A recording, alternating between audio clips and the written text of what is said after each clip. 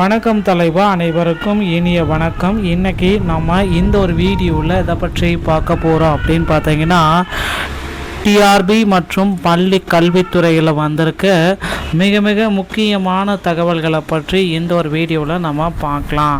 So இன்றைக்கி நாம் இந்த வீடியோவில் என்ன அந்த முக்கியமான தகவல் வந்திருக்கு அப்படின்றத பார்த்தீங்க அப்படின்னா, ஸோ டெட்டு முக்கியமான அறிவிப்புகள். இதில் 2 விதமான முக்கியமான அறிவிப்புகள். ஸோ டிஎன் டெட்டு மதிப்பெண் தளர்வு மற்றும் பணி அனுபவ வெயிட்டேஜ் ஆசிரியர்களுக்கான ஒரு முக்கியமான அறிவிப்பு.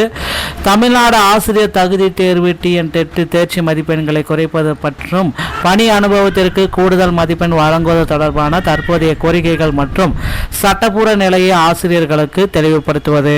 ஸோ முக்கியமான கோரிக்கைகள் அப்படின்னு பார்த்தீங்கன்னா, கீ டிமாண்ட்ஸ் என்ன வைக்கிறாங்க அப்படின்னு பார்த்தீங்கன்னா, தேர்ச்சி மதிப்பெண்.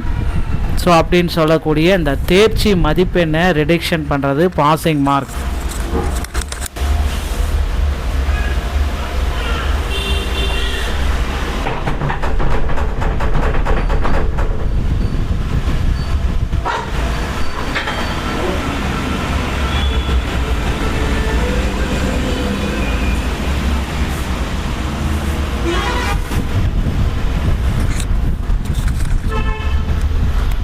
பணி அனுபவத்திற்கு ஏற்ற வெயிட்டேஜ் மார்க். ஒவ்வொரு வருட பணி அனுபவத்திற்கும் தலா 1 மதிப்பெண் மீதம் வழங்கப்பட வேண்டும். உதாரணத்துக்கு 10 வருட பணி அனுபவம் இருந்துச்சு அப்படின்னா அவங்களுக்கு 10 மதிப்பெண்கள் வழங்கப்படும். ஸோ ஓபிசி மற்றும் எஸ்சி எம்பிசி பிரிவினர் என பொது பிரிவினர் அனைவருக்குமே தகுதி மதிப்பெண்களை குறைக்க வேண்டும் என்பது பிரதான கோரிக்கையாக இருக்குது. உயர்கல்விக்கு கூடுதல் மதிப்பெண்கள். So extra education, higher education, PG அல்லது கூடுதல் தகுதி பெற்றுள்ள ஆசிரியர்களுக்கு டெட் மதிப்பெண்ணுடன் கூடுதல் மதிப்பெண்களை சேர்க்கப்பட வேண்டும் அப்படின்னு சொல்கிறாங்க. இது வெயிட்டேஜ் முறையை இப்படி தான் கால்குலேட் பண்ணணும் அப்படின்னு சொல்கிறாங்க. ஸோ ஒரு மதிப்பெண் கணக்கீடு முறை வெயிட்டேஜ் எப்படி ஒரு ஆசிரியர் 15 வருட அனுபவம் பெற்றிருக்காருன்னா 15 மார்க், உயர்கல்வியில் 10 மார்க் பெற்றிருந்தால் அவர் டெட் தேர்வில் 50 எடுத்தாலும் 75 மார்க் எடுத்து பாஸ் பண்ணிடலாம். ஸோ டெட் தேர்வுடைய டிஎன் டெட் மதிப்பெண்கள் 50 தான் எடுத்திருக்காரு. ஆனால் அனுபவ மார்க் வெயிட்டேஜில் 15, உயர்கல்வி வெயிட்டேஜில் 10, மொத்தம் 25. இதில் 50 மார்க் வந்து டெட்டில், மொத்தமாக 75 மார்க் டெட்டு பாஸ். ஸோ ஆசிரியர்களுக்கான தற்போதைய தேவை மற்றும் கோரிக்கையினுடைய ஒப்பீடு. தேர்ச்சி மதிப்பெண்கள் நிர்ணயிக்கப்பட்ட தகுதி மதிப்பெண் மாற்றணும். சமூக பிரிவுகளுக்கு ஏற்ப குறைத்தல் வேண்டும். பணி அனுபவம் கணக்கில் கொள்ளப்படுவதில்லை. 1 வருடத்திற்கு 1 மதிப்பெண்கள். ஓகேங்களா, அவங்க கேட்குறாங்க. நேரடியாக உயர்கல்வி படித்தவங்களுக்கு எந்த பயனில்லை, கூடுதல் வெயிட்டேஜ் மதிப்பெண்களை இதில் வழங்கணும் அப்படின்ற மாதிரி கோரிக்கைகள் வச்சுருக்காங்க.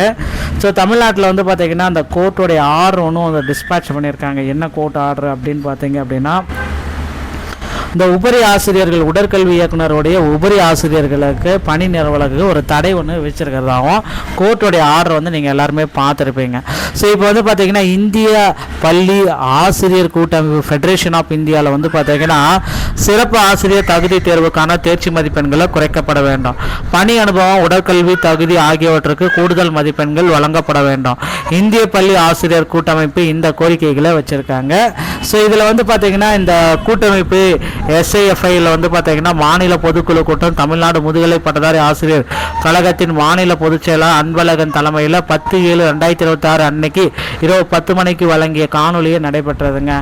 இந்த கூட்டத்தில் தமிழ்நாடு ஆரம்ப பள்ளி கூட்டணியின் மாநில தலைவர் திரு மணிமேகலை, பொருளாளர் திரு கணேசன், எஸ்ஐஎஃப்ஐ அகில இந்திய அந்த பொதுக்குழு உறுப்பினர்கள் டேவிட்சன் ஆகியோர் எல்லாமே இதில் கலந்துக்கினாங்க. ஸோ பொதுச் செயலாளர்கள் உட்பட எல்லாருமே இதில் வந்தாங்க. ஸோ என்ன சொன்னாங்க அப்படின்னு பார்த்தீங்கன்னா, ஊடக செய்தியில் சிறப்பு ஆசிரியர் தகுதிக்கான தேர்ச்சி மதிப்பெண்களை குறைக்க வேண்டும். இந்த ஸ்பெஷல் டெஸ்ட் எழுதியிருக்காங்க பார்த்தீங்களா, அவங்களுடைய தேர்ச்சி மதிப்பெண்களை உடனடியாக குறைச்சி வழங்கணும் அப்படின்ற ஒரு கோரிக்கைகளை வச்சுருக்காங்க. நிச்சயமாக இவருடைய கோரிக்கைகளுக்கு ஒரு செவி சாய்ப்பாங்க அப்படின்றது எதிர்பார்க்கலாங்க. நீதிமன்றம் மற்றும் அரசினுடைய நிலைப்பாடு. நீதிமன்றத்தில் கேள்வி. பணி அனுபவமிக்க ஆசிரியர்களுக்கு ஏன் முன்னுரிமை வழங்கக்கூடாது என சென்னை உயர்நீதிமன்றம் தமிழக அரசுடன் கேள்வி எழுப்பியிருக்காங்க. கொள்கை முடிவு அப்படின்னு நாம் பார்க்குறப்ப இந்த ஜூலை 24 இல்லை 28 தேதிகளில் தமிழக அரசு தனதுடைய கொள்கை முடிவுகளை நீதிமன்றத்தில் சமர்ப்பிக்க உள்ளது. ஓகேங்களா, முதலமைச்சர் தலைமையில் இந்த ஆலோசனை கன்சல்டேஷன் வந்து பண்ணுறாங்க. ஆசிரியர்களின் கோரிக்கை குறித்து முதலமைச்சர் தலைமையில் உயர்மட்ட குழு ஆலோசனை கூட்டம் நடைபெறத்தற்காக தகவல்களும் வந்திருக்குங்க. ஸோ அதில் வந்து பார்த்தீங்கன்னா, பள்ளி அந்த ஆசிரியர்களுடைய காலி பணியிடங்கள் நிரப்புதல், பிஜிடிஆர்பி, எஸ்டேட் போன்ற தேர்வுகளை மீண்டும் நடத்துவது குறித்த ஒரு அறிவிப்பு.